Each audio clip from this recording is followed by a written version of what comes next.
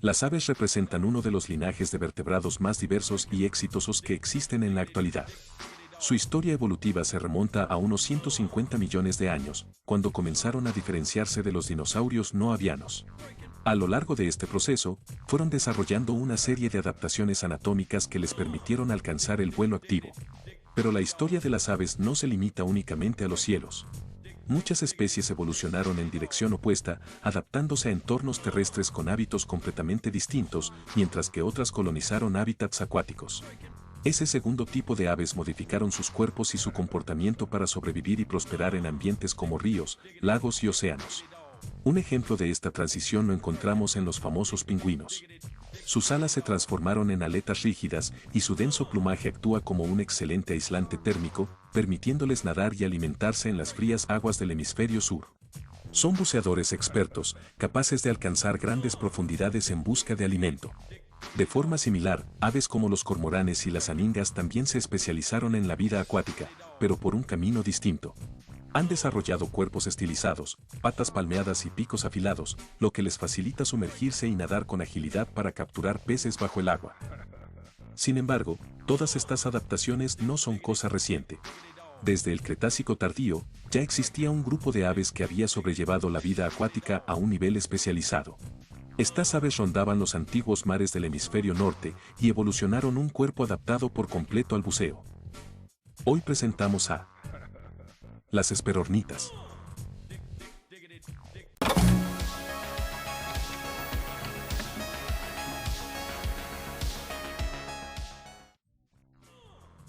El primer hallazgo de una esperornita ocurrió en el invierno de 1870, cuando el paleontólogo Othniel Charles Marsh descubrió el extremo distal de un tibiotarso de un ave grande en sedimentos marinos del Cretácico, cerca del río Smoky Hill en el oeste de Kansas.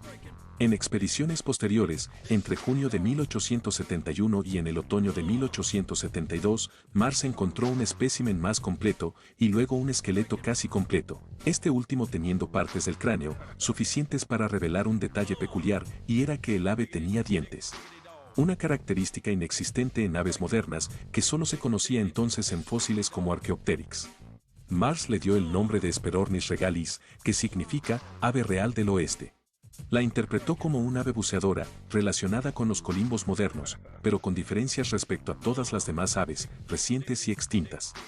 Inicialmente la agrupó dentro de los natatores, una categoría hoy obsoleta que reunía aves acuáticas.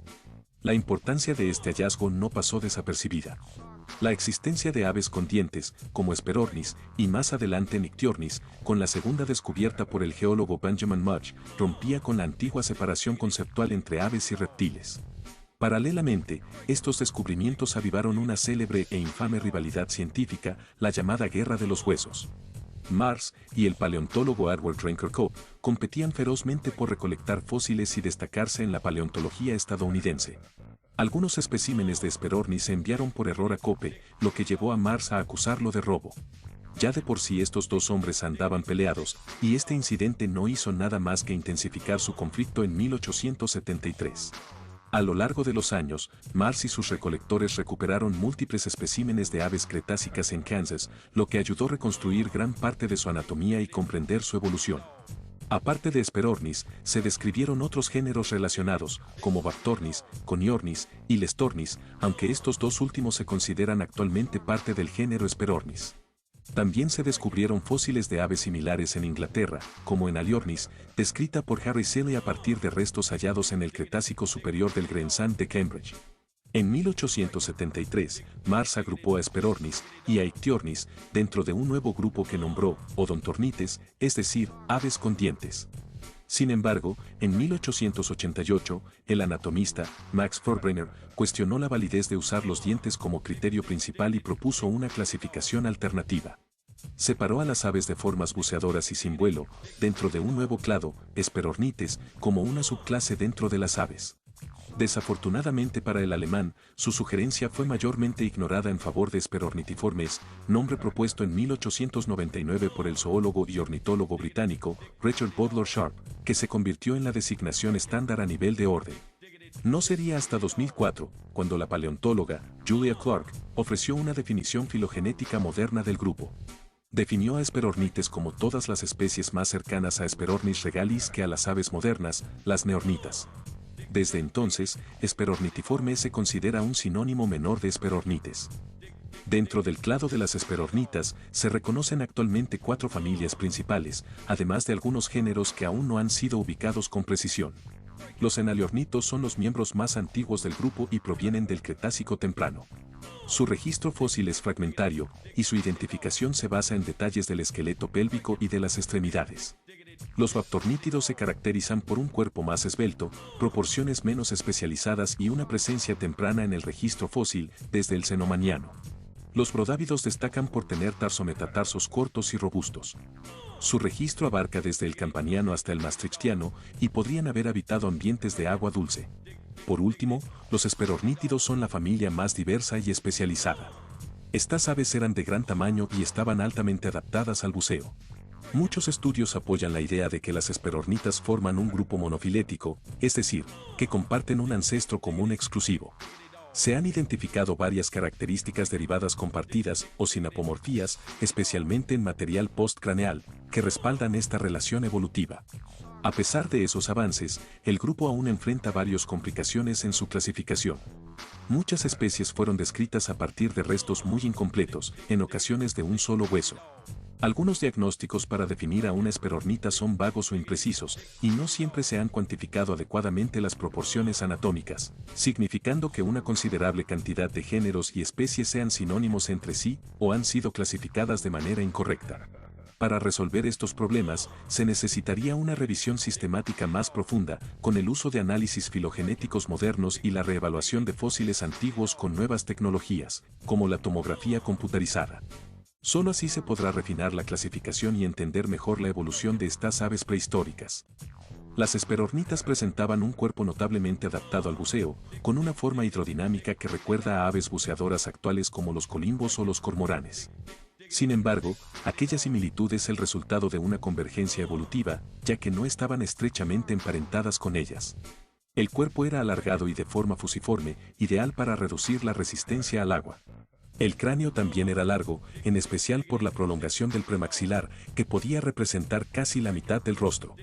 En especies más primitivas, como en Aliornis, el cráneo era proporcionalmente más corto, sugiriendo que estas formas tempranas quizá no estaban tan especializadas para el buceo, o que usaban una técnica distinta para alimentarse bajo el agua. A diferencia de las aves actuales, las hesperornitas poseían dientes verdaderos. Estos dientes eran pequeños, afilados, recurvados y con una sola punta, perfectos para atrapar peces. Y en contraposición de sus extintos parientes cercanos, las ictiornitas, que solo contaban con dientes en la parte posterior de sus mandíbulas, los dientes de las hesperornitas se implantaban en un surco continuo y no en alvéolos separados, lo que es una característica única dentro de las aves. Además, se ha estimado que reemplazaban sus dientes aproximadamente cada 66 días, una tasa de reemplazo dental relativamente rápida en comparación con ciertos cocodrilomorfos y dinosaurios no avianos. El cuello era alargado y muy flexible, lo que les permitía mover la cabeza con precisión sin necesidad de girar todo el cuerpo. En fósiles de ejemplares de Paraesperornis se han preservado columnas vertebrales completas, permitiendo estudiar con detalle cómo se articulaban y qué tan largo era el cuello. En cuanto a la pelvis, esta era también alargada y presentaba un ilion preacetabular grande, algo que parece haber sido común en todo el grupo. La fusión en la zona del acetábulo era solo parcial, lo que indica una condición ancestral que comparte con otras aves mesozoicas. También se han observado diferencias en la morfología de la pelvis entre géneros, rasgos que a veces son útiles para distinguir taxones. Las extremidades posteriores estaban altamente modificadas para nadar. Tenían un fémur corto, un tibiotarso alargado y un tarsometatarso robusto. El grado de especialización varía entre géneros, pero en general, sus patas estaban orientadas hacia atrás, saliendo por detrás del cuerpo, lo que hacía que caminar en tierra firme fuera muy difícil, y probablemente se movieran torpemente fuera del agua. Las alas estaban pero tan reducidas, que habían perdido su función para volar. En Hesperornis y Paraesperornis, los huesos del ala muestran una pérdida casi total de marcas musculares y articulaciones necesarias para el vuelo. Algunas especies, como Paschiaornis, presentan alas algo menos reducidas, lo que sugiere una evolución gradual hacia la pérdida total del vuelo. Con miembros posteriores adaptados al nado y alas inutilizadas para volar, las hesperornitas eran aves completamente acuáticas. Fuera del agua, es probable que solo salieran a tierra firme para anidar y descansar. Las esperornitas aparecen en el registro fósil desde el Cenomaniano temprano, hace unos 100 millones de años, y se extinguieron hacia el final del Maastrichtiano, hace aproximadamente 66 millones de años. Todos los fósiles conocidos de esperornitas provienen del hemisferio norte. Se han encontrado restos en Estados Unidos, Canadá, Inglaterra, Mongolia, Japón y Rusia. Un patrón que indica una preferencia por ambientes marinos poco profundos y zonas costeras del norte del supercontinente de la Eurasia durante gran parte del Cretácico medio y tardío. Sus fósiles han sido hallados en formaciones como la Niobrara Choke, en Kansas, depositada en el extenso mar interior occidental que dividía América del Norte en dos grandes masas terrestres. Algunos géneros, como Brodavus y Potamornis, están asociados a sedimentos fluviales o marginales, lo que significaría que hacia el final del Cretácico, algunas esperornitas empezaban a adaptarse a hábitats menos marinos. Restos hallados en formaciones, como Hall Creek o Frenchman, muestran que ciertas especies vivían en estuarios y lagos, ambientes mayormente asociados con el agua dulce. Pese a que no hay evidencia directa sobre su comportamiento reproductivo o migratorio, su amplia distribución geográfica y diversidad ambiental apunta a que pudieron haber realizado movimientos estacionales o migraciones, especialmente las especies que habitaban latitudes altas. Un aspecto curioso de estas aves es la tendencia evolutiva hacia el gigantismo, cosa que se observa en algunas especies a lo largo del tiempo. A su vez, se intensificaron sus adaptaciones al buceo, mientras sus alas se reducían progresivamente. En biología, el gigantismo implica un aumento considerable en el tamaño corporal respecto al promedio del grupo al que pertenece un organismo. En el caso de las aves mesozoicas, las esperornitas se destacan como el linaje de aves buceadoras más grandes conocido del Mesozoico. Por ejemplo, Esperornis regalis alcanzaba longitudes corporales de hasta 1,5 metros, sin contar el cuello completamente extendido. Aún más grande fue la especie, Canadaga árctica, conocida por restos fragmentarios pero que, según estimaciones, podría haber superado los 1,8 metros de largo, siendo probablemente la mayor ave marina no voladora del Cretácico. Y a pesar de esta tendencia general, no todas las especies eran grandes. Algunas, como Enaliornis, Paschiaornis, y especies pequeñas del género Esperornis, como Esperornis macdonaldi o Esperornis lungairi, eran de tamaño comparable a los homormujos. Aquella diversidad de tamaño sería fruto de una radiación adaptativa, donde distintas especies ocuparon nichos ecológicos variados, dependiendo de factores como la profundidad del agua, el tipo de presa o la presencia de depredadores. El gigantismo trajo consigo varias ventajas, ya sea mayor estabilidad al nadar, mejor conservación del calor corporal, mayor capacidad pulmonar y una mayor capacidad de disuasión frente a depredadores. Pero en consecuencia, perdieron cualquier chance de volar y se volvieron completamente dependientes del medio acuático. Aves modernas como los pingüinos, los colimbos y los cormoranes muestran adaptaciones funcionales similares, pese a que pocas han alcanzado tamaños comparables. Solo algunos pingüinos prehistóricos del género, Paleodiptes o Anthropornis, pueden presumir que rivalizaban con Esperornis en tamaño, aunque vivieron mucho después, ya en la era Cenozoica. Todo esto demuestra que el gigantismo en aves buceadoras evolucionó más de una vez, de manera convergente, en varios grupos que enfrentaron presiones ecológicas similares. Los últimos representantes de las esperornitas desaparecieron hacia finales del Maastrichtiano, hace aproximadamente 66 millones de años. Su extinción coincidió con el evento de extinción masiva del Cretácico-Paleógeno. Brodavus bailey y Potamornis scourgesi son hasta ahora los miembros más recientes del clado. Sus fósiles provienen de depósitos del Maastrichtiano tardío, lo que indica que el grupo sobrevivió hasta muy cerca del evento de extinción global. No existe evidencia alguna de su presencia a inicios de la era Cenozoica. El fin del Cretácico tuvo consecuencias a escala planetaria y afectó a una gran variedad de organismos. Se relaciona principalmente esta catástrofe con el impacto de un meteorito en la región de Chicxulub, en la actual península de Yucatán. El piedrazo espacial provocó una seguidilla de efectos ambientales, como un enfriamiento global repentino, colapso de las cadenas alimenticias, alteraciones climáticas extremas y graves daños tanto en ecosistemas marinos como terrestres. Al estar atadas a la vida acuática, las esperornitas eran completamente dependientes de ambientes marinos o costeros. Por eso, la inestabilidad de los ecosistemas oceánicos tras el impacto, incluyendo la acidificación del agua, la pérdida de productividad primaria y la disrupción de redes tróficas, perjudicó directamente su capacidad para alimentarse. Si bien el grupo llegó hasta el Maastrichtiano tardío, hay indicios de que su diversidad ya venía de capa caída desde mucho antes. Entre el Coniaciano y el Campaniano, especialmente en el mar interior de América del Norte, las especies de esperornitas eran variadas y abundantes. Pero hacia el último piso del período Cretácico, la diversidad taxonómica cayó notablemente. Aparecen formas más fragmentarias, de menor tamaño y con una distribución más limitada.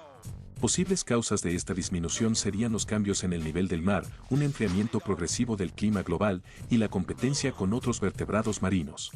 Pese a que las esperornitas no dejaron descendientes directos, su historia evolutiva representa uno de los mejores ejemplos de evolución convergente hacia la vida acuática en aves. Si te ha gustado el video, regálame un like, comenta, comparte y suscríbete al canal. También puedes seguirme en TikTok para estar al tanto de nuevo contenido. Nos vemos en la próxima ocasión.